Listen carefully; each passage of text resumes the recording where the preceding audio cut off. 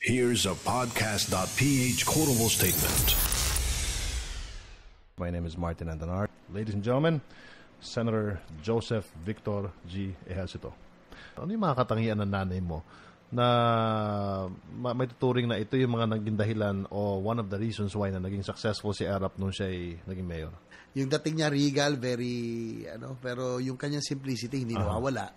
And siguro, kwento ko na rin, siguro dahil nasanay siya ng kapapangalaga sa mga leaders namin noon, na until the last peso in her wallet, no? Kapag meron pumunta sa kanya, talagang ibibigay niya, no? Kaya minsan nga pinag-aaway namin lalo na nung nasa negosyo ko, sabi ko, sabi ko kung lahat na ibibigay mo, paano tayo mabubuhay later pag tayo na may kailangan? Kaya lang sabi niya, pasensya kayo, ito ang kaligayahan ko kahit yung mga bagsak, kung may mga signature pero very simple, no? Hindi yung mga ultra expensive.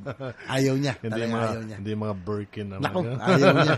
In fact, meron nga nagregalo sa kanya isang friend niya na nung Hermes, no? Ayaw ko, pinamigay yata niya. Hindi siya magsusuot o hindi siya gagamit ng ultra expensive. You've just listened to a quotable statement from podcast.ph.